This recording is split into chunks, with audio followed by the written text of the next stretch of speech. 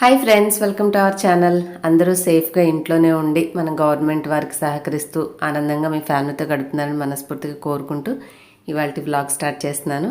So ఇది వచ్చేసి నా మార్నింగ్ రొటీన్. అలాగే మార్నింగ్ రొటీన్లో చేసినటువంటి బ్రేక్ఫాస్ట్ విత్ సమ్ టిప్స్. అలాగే నా లంచ్ రొటీన్లో యమ్మీ పప్పు చేశాను, అది కూడా మీతో షేర్ చేస్తాను. That to with a small twist. Taste అనేది చాలా బాగుంటుంది. సో ఊరికి ఏది చెప్పను కదా, మీ అందరికీ తెలిసిందే. కాబట్టి నా పాత సబ్స్క్రైబర్స్ ఇప్పటి నుంచో ఫాలో చేసే వాళ్ళకైతే తప్పకుండా నేను చెప్పాలనుకునే విషయాలు మీకు అర్థమవుతాయని నాకు బాగా తెలుసు. సో ఇది వచ్చేసి మనం నిన్న పెసరట్టు తిన్నాం, మొన్న మినపరొట్టు తిన్నాం. సో ఒక్కొక్కటి చేసినప్పుడు కొంచెం కొంచెం క్వాంటిటీ మిగలడం చాలా కామన్ కదండి. కరెక్ట్గా సరిపోయేలాగా ఎవరు పిండి రుబ్బుకోరు కదా. ఆ రెండు నేను ఫ్రిడ్జ్లో పెట్టుకున్నాను. రెండు కలిపి 2 గిన్నెల్లో ఉందని నిన్న ఏం చేశానంటే నైట్ అంటే పడుకునే ముందు గిన్నెలన్నీ నేను ఫ్రిడ్జ్లో పెట్టేటప్పుడు 2 పెద్ద పెద్ద గిన్నెలుగా ఉన్నాయనేసి వాటిని రెండింటిని తుడిచేసి ఒక గిన్నెలో క్లబ్ చేసి పెట్టేశాను. సో ముందే నేను నీళ్లు పోయడానికి కారణం ఏంటంటే అది మినపరొట్టెలాగా వేస్తానో దోశలాగా వేస్తానో ఐడియా లేదు. సో 2 కన్సిస్టెన్సీ ఎలా ఉన్నాయో అలా కలిపి లోపలైతే పెట్టేశాను. మార్నింగ్ లేచాక దోశ వేసి చూద్దాము అసలు వస్తుందా లేదా అని నాన్ స్టిక్ ప్యాన్ మీద ముందు దాంట్లో ఉన్న కన్సిస్టెన్సీ ప్రకారమే దోశ అయితే వేయడానికి ట్రై చేశాను. కొంచెం నాకు గట్టిగా అనిపించింది పిండి. సో వేసిన తర్వాత దోశ కన్సిస్టెన్సీకి వచ్చింది కాబట్టి కొద్దిగా ధైర్యం వచ్చి కొద్దిగా నీళ్ళు అనేది యాడ్ చేసుకుని కాస్త పలచగా చేశాను. ఇలాంటి పిండి ఏంటంటే మనం రెగ్యులర్గా రుబ్బుకున్న దోశలాగా రావండి. కారణం మనం చేసుకున్న మినపరొట్టులో మినప్పిండి ఎక్కువగా ఉంటుంది, అలాగే కొంచెం రవ్వ ఉంది. పెసరపిండి మొత్తంగా జస్ట్ పెసలే కదా, కొంచెం బియ్యం ఉంటుంది. సో 2 కలిపితే రావచ్చు రాకపోవచ్చు. బట్ నేను ఒకటి వేశాను కదా, మీరు చూసారు కదా, పర్ఫెక్ట్గా బాగానే వచ్చింది. ఆ ధైర్యంతో ఇంకొంచెం నీళ్లు కలిపాను అనమాట, కాస్త ఒక దోశ ఎక్స్ట్రా వస్తుంది అన్న ఉద్దేశంతో. సో మన దోశ చూసారు ఎంత బాగుందో, మంచిగా కలర్ఫుల్గా బాగా వచ్చింది. బికాస్ ఇక్కడ రొట్టె అలాగే ఇటు మినపపిండి 2 కలిసి ఉన్నాయి కదా, రాదేమని భయపడుతూనే వేశాను. బట్ పర్ఫెక్ట్గా వచ్చాయి.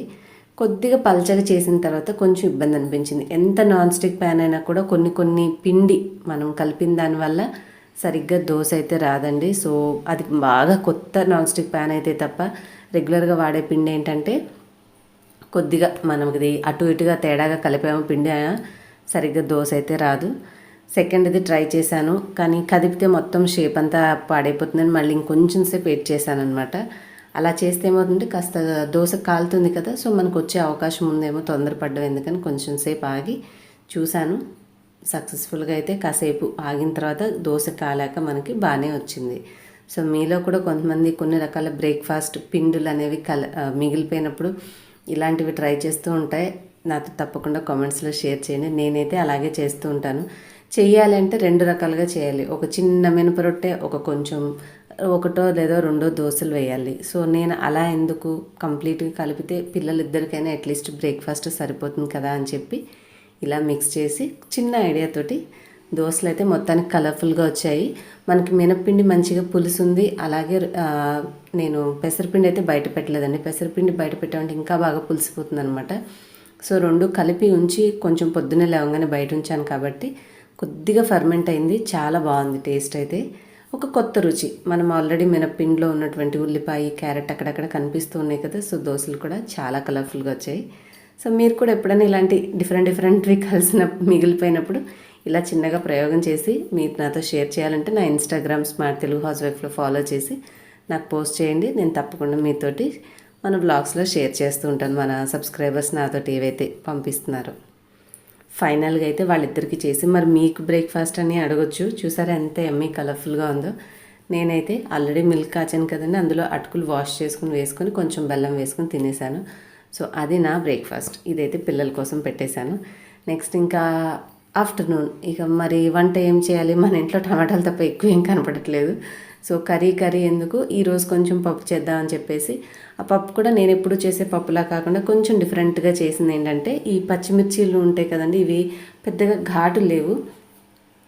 సో నేనేం చేశానంటే ఒక 5-6 పచ్చిమిరపకాయలు ఎండు కారం బదులుగా వేద్దామని ఆలోచించి తీసుకున్నాను. ఒకటేదో నల్లగా అనిపించే గింజలు కొంచెం మనం ఇట్లాగా కదిపామంటే ట్విస్ట్ చేస్తే లోపల గింజలన్నీ వచ్చేస్తాయి. సో అవి తీసేసిన తర్వాత ఈ పచ్చిమిర్చి వేసుకున్నాను. ఒక ఉల్లిపాయలో 3 వంతులు ఉల్లిపాయ కట్ చేసి వేసేసాను. మిగిలింది తాలింపు ఉంచి ఇంకా 3 టమాటాలు తీసుకొని కట్ చేశానండి. ఇలా మనకి ఘాటుగా ఉన్న పచ్చిమిర్చిలతో అయితే చాలా బాగుంటుంది. నాకు ఇప్పటికీ గుర్తు, నేను స్కూల్ డేస్లో ఉన్నప్పుడు మా ఫ్రెండ్ తీసుకొస్తూ ఉండేది. చాలా వాళ్ళు మిరగాయలు ఎక్కువ వేసి చేసి తెచ్చేవాళ్ళు అనమాట పప్పు. నాకు ఆ మంచి పచ్చిమిర్చి ఘాటు స్మెల్ అనేది బాగా ఇష్టం.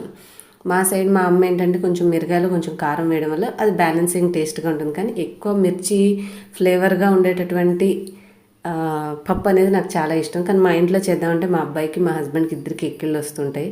సో ఈరోజు ఎందుకో ట్రై చేయాలనిపించి మొత్తానికి అయితే కారం పక్కన పెట్టేసి మొత్తం పచ్చిమిర్చి వేశాను. బట్ ఫైనల్గా అది అసలు కారమే లేదండి. పప్పు మీరు చూసారు కదా, 5 మిరగాయలు ఏమో వేశాను. అవి అసలు కారం లేను అనుకుంటా. అంత వేసినా కూడా అసలు పప్పు కారంగానే లేదు. నేను అనుకున్న ప్రయోగం కూడా అంటే నేను కావాలన్న టేస్ట్ అయితే రాలేదు దీనివల్ల.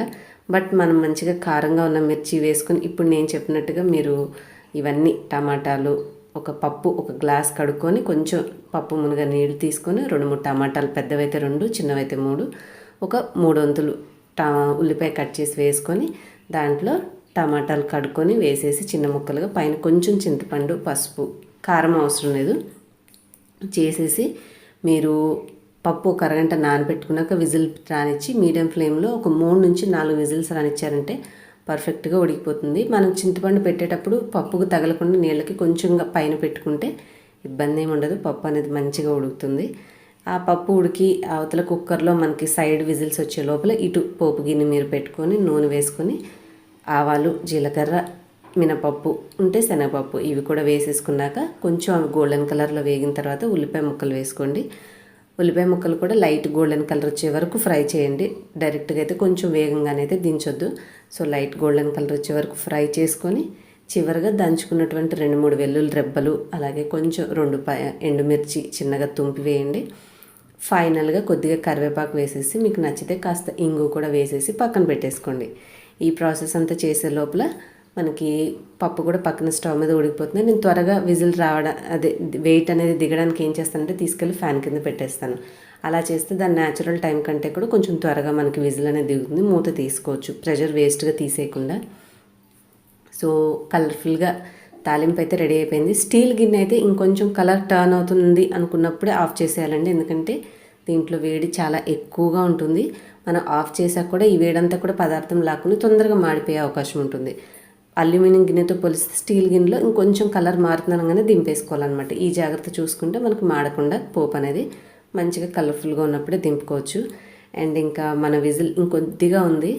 సో నేను లంచ్ టైం ప్రిపేర్ చేసరికి లేట్ అయిపోయింది. అందుకని కాస్త ఇంకా ప్రెజర్ ఉంటే అది తీసేసి మూత తీసాను. చూసారు కదా, మన పప్పు చక్కగా ఉడికిపోయింది. కందిపప్పు కలర్ఫుల్గా కనిపిస్తుంది. ఇంక ఇప్పుడు పప్పు గుత్తితోటి మనం మిర్చి అలాగే ఈ చింతపండు ఉన్న ఏరియా ముందు బాగా మ్యాష్ చేసుకోవాలి. పప్పు గుత్తితో బాగా ఆ మధ్యలో ఉన్న ఈ చింతపండు అలాగే మన మిరగాయలు మంచిగా మనము మెదుపుకుంటే అవి బాగా కలుస్తాయి. తర్వాత పప్పు ఆల్రెడీ ఉడిపోయింది కాబట్టి జస్ట్ మిక్స్ చేసేసుకుంటే అక్కడక్కడ టమాటో కనిపిస్తూ మనకి మిర్చి కనిపిస్తూ ఫ్లేవర్ సూపర్గా ఉంటుంది. సో ఒక్కసారి టమాటా పప్పు ఇలా ట్రై చేసి నాతో మీ అభిప్రాయాన్ని నాకు తప్పకుండా మీకు వండిన తర్వాత టేస్ట్ ఎలా ఉందనేది కామెంట్స్లో షేర్ చేసి ఇన్స్టాగ్రామ్లో పిక్ కూడా పోస్ట్ చేయండి.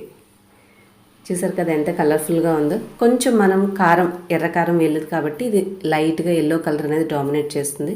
కొద్దిగా కారం వేస్తే ఇంకొంచెం ఎరుపుగా అనిపించేది పప్పు మనకి. ఫైనల్గా ఇలా చేశాక రుచికి సరిపడా ఉప్పు వేసేసుకొని మనము తాలింపు అనేది కలిపేసుకుంటే చాలా టేస్టీగా టమాటా పప్పు రెడీ అయిపోతుంది. అండ్ ఇన్ కేస్ మీకు ఒక్కొక్కసారి కొంతమంది కొలత తెలియక ఎక్కువ నీళ్ళు ఉన్నట్టు అనిపిస్తే కాసేపు మీరు తాలింపు కలిపే ముందే ఆ పప్పు ఉన్న గిన్నెని స్టవ్ మీద పెట్టుకొని కొంచెం సేపు మీరు స్టవ్ ఆన్ చేసుకున్నారంటే మీకు కావాల్సిన కన్సిస్టెన్సీ వచ్చే వరకు దగ్గర ఉండేలా చూసుకొని ఆఫ్ చేసుకుని అప్పుడు తాలింపు అనేది కలిపేసుకోండి. సో దట్ మీకు మరీ చార్లాగా లేకుండా పప్పు అనేది కరెక్ట్గా మీకు కొలత సరిపోతుంది అనమాట. గుజ్జుగా ఎలా ఉండాలనుకున్నారో అలాగే ఉంచుకోవచ్చు. నేను చెప్పినట్టుగా పప్పు మునగ కొంచెం నీళ్లు మాత్రమే తీసుకుంటే మనకి పర్ఫెక్ట్గా మళ్ళీ పెట్టుకోవాల్సిన అవసరం రాదండి. కానీ కొంతమంది తెలియక కొంచెం ఎక్కువ నీళ్ళు అనేది పోస్తే ఇలాగ ఎప్పుడైనా లూజ్ అయ్యే అవకాశం ఉంటుంది. అలాంటప్పుడు ఈ చిన్న టిప్ ఫాలో అయితే మీకు కన్సిస్టెన్సీ అడ్జస్ట్ అయిపోతుంది. సో ఫైనల్గా నేను ఉప్పు కలిపేసేసి తర్వాత తాలింపు కూడా కలిపేసేసి హ్యాపీగా యమ్మీ డిన్నర్ అనేది ఎంజాయ్ చేసాము. పాపడ్ అనేది ఫ్రై చేసుకొని మన సబ్స్క్రైబర్లు ఒకళ్ళు అన్నారు భోజనం చేసేటప్పుడు అంతా షూట్ చేయకండి దిష్టి తగులుతుంది అని. సో అందుకని ఇంకేమి షూట్ చేయకుండా హ్యాపీగా రెసిపీ అయిపోయిన తర్వాత భోజనం చేసేసాము. అయిపోయిందండి, అంతే ఇవాళ మా ఎమ్మీ లంచ్ అనేది. అండ్ నెక్స్ట్ వచ్చేసి హెయిర్ కేర్కి సంబంధించి మీలో చాలామంది అడుగుతున్నారు. సో మనందరికీ తెలుసండి, ముందు పూర్వకాలం నుంచి కూడా తలకి ఆముదం అనేది జుట్టుకు పెట్టుకుంటే పెరుగుతుందని అందరికీ తెలుసు. సో ఆ ఆముదము అలాగే కలోంజీ సీడ్స్ అంటారు కదా, బ్లాక్ సీడ్ ఆయిల్, ఈ రెండు కూడా హెయిర్ గ్రోత్కి ఉపయోగపడేటటువంటి నూనె. ఇవి మనకి ఆరిగెన్స్ బ్రాండ్ వాళ్ళే ఉన్నవి. మీరు ఒకవేళ తీసుకొని వాడుకోవాలని అనుకుంటే డిస్క్రిప్షన్లో నేను లింక్స్ ఇస్తాను. ఆ లింక్స్ ద్వారా మీరు పర్చేస్ చేసి ఈ ఆయిల్స్ అనేవి తెప్పించుకొని వాడుకోవచ్చు. ఆముదం అయితే డైరెక్ట్గా వాడుకోలేమండి, ఎందుకంటే చిక్కగా ఎక్కువగా ఉంటుంది. కాబట్టి మీరు రాసుకునే ఏదైనా రోజువారీ నూనె ఏదైనా పర్వాలేదు, మీరు ఏ బ్రాండ్ వాడుకున్నా ఆ నూనెలో కొంచెం ఒక స్పూన్ అలాగా కలుపుకొని కొద్దిగా గోరువెచ్చగా చేసుకోండి. అంటే డైరెక్ట్గా స్టవ్ మీద కాదు, కొంచెం నీళ్ళు వేడిగా ఉన్న దాంట్లో ఈ గిన్నె పెడితే గోరువెచ్చగా అవుతుంది. అప్పుడు ఆయిల్ అప్లై అనేది చేసుకోండి. ఈ రెండు ఆయిల్స్ ఏవైనా సరే మీరు ఒకటి కలోంజీ ఆయిల్ డైరెక్ట్గా వాడుకోవచ్చు. ఆముదం అనేది మిగతా క్యారియర్ ఆయిల్లో కలుపుకొని యూస్ చేసుకుంటూ ఉంటే మనకి హెయిర్ గ్రోత్కి, స్కాల్ప్ మీద ఇన్ఫెక్షన్ తగ్గించి మనకి డాండ్రఫ్ అనేది తగ్గిస్తుంది. హెయిర్ హెల్దీగా షైనీగా ఉంచడానికి హెల్ప్ అవుతుంది. మనకి హెయిర్ పలచబడడానికి కూడా తగ్గిస్తుంది, అంటే హెయిర్ థిన్నింగ్ అవ్వడానికి కూడా తగ్గిస్తుంది. ఈ 2 ఆయిల్స్ కూడా హెయిర్ గ్రోత్కి చక్కగా ఉపయోగపడేటట్టువేనండి. వీటి యొక్క ఉపయోగాలన్నీ కూడా మీకు ప్యాక్ మీద క్లియర్గా వాళ్ళు ఎక్స్ప్లెయిన్ చేస్తారు. సో నూనెలో ఇంకా మనకి గ్రేట్ సైన్స్ ఏమి ఉండదు, అవి గింజల నుంచి డైరెక్ట్గా తీసినటువంటి ఎక్స్ట్రాక్ట్ ఆయిల్ కాబట్టి మన హెయిర్కి అప్లై చేసుకుంటే వీటిల్లో ఉండే ప్రాపర్టీస్ వల్ల మనకి తలలో కుదుళ్ళకి మంచి పోషణ అనేది లభించి మనకి జుట్టు రాలడం అనేది తగ్గితే ఆటోమేటిక్గా మనకి వాల్యూమ్ అనేది ఇంక్రీజ్ అవుతుంది. సో మీరు కావాలంటే లింక్స్ ఉంటాయి కదా, పర్చేస్ చేసుకోవచ్చు. అలాగే ఇంకా వీళ్ళవి భృంగరాజ్ లీఫ్ పౌడర్ మనందరికీ తెలుసు. గుంటగలగరాకు పొడి, గుంటగలగరాకు అనేది జుట్టు నల్లగా ఉంచడానికి కూడా చాలా బాగా హెల్ప్ అవుతుంది. త్వరగా తెల్ల జుట్టు రాకుండా హెల్ప్ చేస్తుంది. దీన్ని డైరెక్ట్గా మీరు కొంచెం వాటర్లో కలిపేసుకొని మాడికి అంటే కుదుల దగ్గర నుంచి అప్లై చేసేసుకొని ఒక అరగంట గంట తర్వాత మీరు హెయిర్ వాష్ అనేది చేసేసుకోవచ్చు. ఇది కూడా కంప్లీట్గా మన జుట్టు కేర్కి సంబంధించినటువంటిది. ఇంకా వీళ్ళవి 2 అదర్ పౌడర్స్ కూడా ఉన్నాయండి. అవి ఏంటంటే ఆరెంజ్ పీల్ పౌడర్. మీరు ఫేస్ ప్యాక్గా ఇప్పుడు సమ్మర్లో ఎక్కువగా సన్ ట్యాన్ ఎక్కువగా ఉంటుంది. మనం ఇళ్లలో ఆరెంజెస్ తెచ్చుకొని అవి ఎండబెట్టుకొని పౌడర్ చేసుకొని వాడుకుంటే స్కిన్ మంచిగా మృతకణాలు తొలగించి స్మూత్గా ఉంచడానికి హెల్ప్ అవుతుంది. అంత ప్రాసెస్ మేము చేయలేము అనుకుంటే హ్యాపీగా వీళ్ళ బ్రాండ్లో మీకు ఆరెంజ్ పీల్ పౌడర్ కూడా దొరుకుతుంది, తీసుకోవచ్చు. మనకి లైఫ్ టైం కూడా ఎక్కువగా ఉంటుంది, అంటే పౌడర్స్ తొందరగా చెడిపోవు కాబట్టి మీరు ఒకసారి తెప్పించుకుంటే చాలా రోజులు వాడుకోవచ్చు. అలాగే నీమ్ పౌడర్, వేపాకు పొడి, ఇది కూడా మీరు కొంచెం ఫేస్ ప్యాక్లో ఫేస్ కోసం అప్లై చేసుకోవచ్చు. అట్ ద సేమ్ టైం ఇందాక మనం తీసుకున్న భృంగరాజ్ పొడిలో కలుపుకొని హెయిర్ ప్యాక్గా కూడా అప్లై చేసుకోవచ్చు. సో బోత్ ద వేస్ మీరు హెయిర్కి, స్కిన్కి ఈ రెండు ఉపయోగించుకోవచ్చండి. సో ఇది ఫ్రెండ్స్ ఇవాళ సింపుల్ రెసిపీస్ అండ్ మీకు ఉపయోగపడేటటువంటి hair and skin care products చూపించాను. మీకు నచ్చితే ఒకసారి లింక్స్ అనేవి చెక్ చేసి తెప్పించుకోవడానికి ట్రై చేయండి. అలాగే ఈ వీడియో నచ్చితే లైక్ చేయడం మర్చిపోవద్దు. అలాగే మీ ఫ్రెండ్స్ అండ్ ఫ్యామిలీతో షేర్ చేసి ఇలాంటి మరిన్ని మంచి టిప్స్ అండ్ బ్లాగ్స్ మీరు మన ఛానల్లో చూడాలనుకుంటే సబ్స్క్రైబ్ చేసుకొని పక్కన వచ్చిన బెల్ కూడా యాక్టివేట్ చేసుకోండి. నెక్స్ట్ వీడియోలో కలుస్తాను. Thanks for watching. బాయ్.